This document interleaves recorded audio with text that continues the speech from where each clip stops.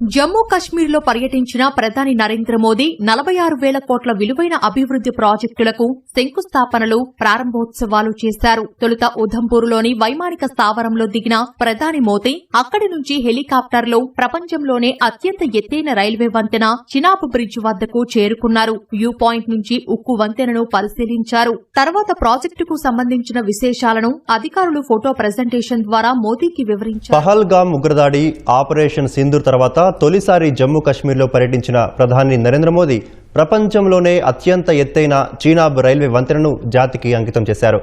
దేశంలో తొలి రైలు తీగల వంతెన అంజిఘాట్ బ్రిడ్జ్ను ప్రారంభించారు. అనంతరం కట్రా శ్రీనగర్ వందే భారత్ రైలుకు పచ్చజెండా ఊపారు. 100 ఏళ్ల కల నెరవేరిందని, ఈ ప్రాజెక్ట్ లో భాగం కావటం గర్వంగా ఉందంటున్నారామె. ఈ వంతెన ఈఫిల్ టవర్ కంటే ఎత్తుగా ఉండటం విశేషం. ప్రపంచంలోనే అత్యంత ఎత్తైన రైల్వే వంతెన చినాబ్ ను ప్రధాని మోదీ ప్రారంభించారు.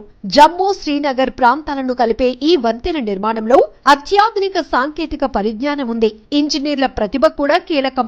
ఈ ఇంజనీర్ల బృందంలో తెలుగు మహిళ గాలి మాధవీలత పాత్ర కూడా ఉంది. ఆమె గత 17 ఏళ్లుగా ఈ ప్రాజెక్టు కోసం అంకితమయ్యారు.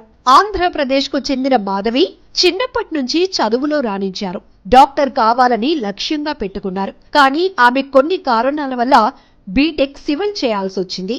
సివిల్ ఇంజనీరింగ్ పూర్తి చేసిన మాధవి కాలేజీలో ప్రొఫెసర్ల ప్రోత్సాహంతో రీసెర్చ్ వైపు అడుగులు వేశారు. అనంతరం మాధవి బీటెక్ పూర్తి చేశారు. అలా రీసెర్చ్ వైపు కొనసాగిన ప్రయాణంలో ఐఐటి మద్రాస్ నుంచి పీహెచ్డీ పూర్తి చేశారు. పీహెచ్డీ తర్వాత ఏడాది పాటు ఐఐటి గౌహతిలో అసిస్టెంట్ ప్రొఫెసర్ గా విధులు నిర్వహించారు. అనంతరం 2003లో బెంగళూరులోని ఇండియన్ ఇన్స్టిట్యూట్ ఆఫ్ సైన్స్ లో జియో టెక్నికల్ ఇంజనీరింగ్ ప్రొఫెసర్ గా 2 years పనిచేశారు. అక్కడి నుంచి చినాబ్ రైల్వే బ్రిడ్జ్ ప్రాజెక్ట్ లో చేరారు. మాధవి గత 17 ఏళ్లుగా ఈ చినాబ్ ప్రాజెక్టుకు కన్సల్టెంట్ గా పనిచేస్తున్నారు. రాక్ మెకానిక్స్ పై చాలా పట్టుంది ఈమెకు.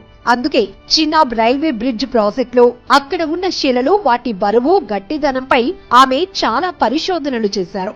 ఇలా సుదీర్ఘంగా ఈ ప్రాజెక్టు కోసం పనిచేశారామె. తనకు చినాబ్ రైల్వే బ్రిడ్జ్ ప్రాజెక్ట్ లో పనిచేసే అవకాశం రావటం చాలా గొప్ప విషయమని మాధవి తన ఆనందాన్ని వ్యక్తం చేశారు. ఈ బ్రిడ్జ్ నిర్మాణం చాలా కష్టమని, 2 కొండల్ని కలుపుతూ వంతెన నిర్మాణంలో ఎన్నో ఇబ్బందులు ఎదురయ్యాయన్నారు. బ్రిడ్జ్ నిర్మించే ప్రాంతంలో కొండలు, రాళ్లు, భూమి గురించి కూడా పూర్తిగా అవగాహన ఉండాలి, తెలుసుకోవాలన్నారు.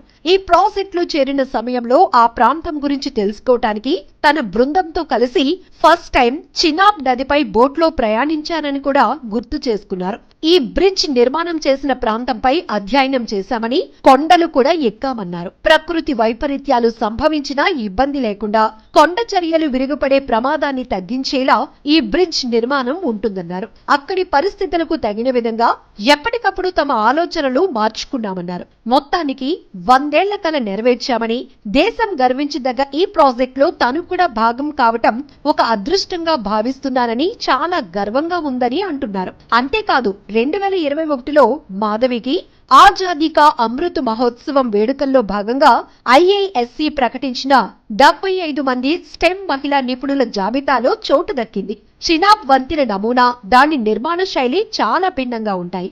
వాస్తవానికి 137 సంవత్సరాల క్రితం బ్రిటిష్ వారి రూలింగ్ లోనే ఈ రైల్వే లైన్ ఆలోచన తెరపైకొచ్చింది.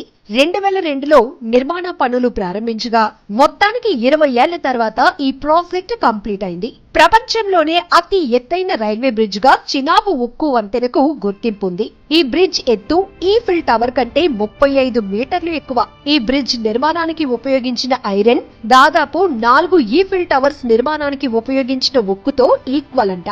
అలాగే దాదాపు 120 ఏళ్లు బలంగా ఉండేలా ఈ వంతెన నిర్మాణం జరిగింది. ప్రపంచంలోనే అత్యంత ఎత్తైన రైల్వే వంతెన చినాబ్ నిర్మాణంలో మన తెలుగు మహిళ మాధవి గారి కృషి అభినందనీయం. మరి ఆమె నైపుణ్యం, పనితీరు పట్ల మీరేమంటున్నారో కామెంట్ చేయండి.